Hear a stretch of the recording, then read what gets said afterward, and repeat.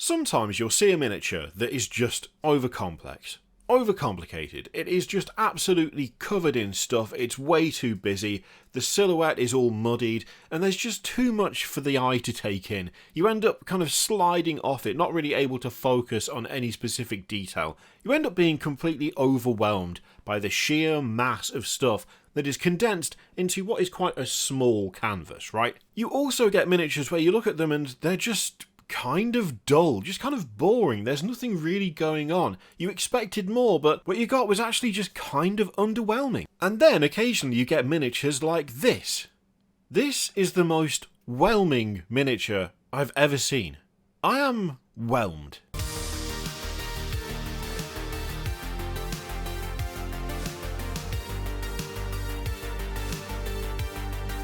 This is the Librarian Consul, and for my money, this is one of the Space Marines of all time.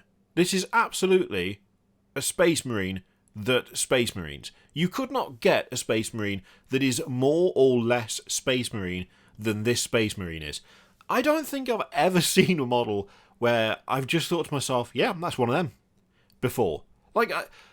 Normally, I pick up on things I like or dislike, things I love, things that stand out, things that just, either get me excited or make me think, why did you do that? I don't think I've ever really seen a model before where I've just looked at it and all I can think is, that's definitely one of those. 100%. Yep.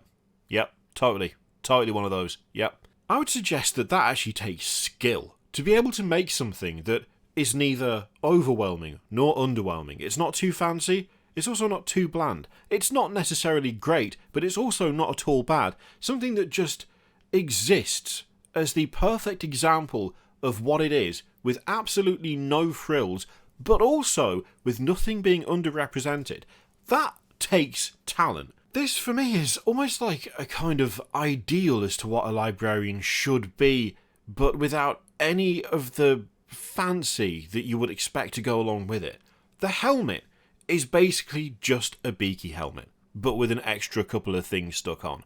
The armour is just armour, but with a slightly raised collar, a slightly raised hood section. The axe is kind of pretty much just a power axe. There's nothing exceptional going on at all. The cloak is the one concession. The cloak is, I would suggest, pretty fancy, but it's no more or less fancy than you would find on any other high-ranking Space Marine model.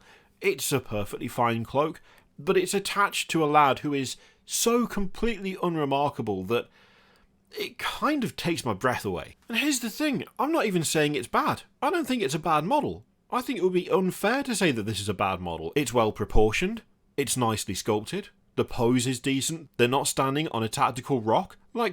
Overall, there's nothing wrong with this. There's absolutely nothing wrong with it. It's perfectly serviceable. But I'm also not, inspired to paint it, or to pick it up, or do anything with it. Instead, I'm just that's absolutely a Space Marine. Yep. Instead, I just get this air of zen-like acceptance, where I lay my eyes upon it, and all I can think is, it's a Space Marine. But there's nothing else. There's nothing else that jumps out and grabs me. There's nothing that demands attention. It just is. Now, admittedly, things do get a little bit more exciting when we look at the back, because the power pack has got a book attached to it with chains and a little icon attached to it. That's fancy. That head is straight off a Stormcast model. I don't know what it's doing on this, but sure. And from this angle, that psychic hood is slightly more pronounced, not by a huge amount. In fact, it's really less of a hood and more of a psychic raised collar, but you know what? It's something. It's slightly different to what you might find on this mark of armour anywhere else, so that's a thing, I guess. I suspect that this actually might be art. It's impossible to critique. It's impossible to nail down. You can't sit there and highlight the excellence or lack of, because there is none. It simply floats there in this white void of complete existence. It lives in a reality of being the prime and perfect example of what the thing is.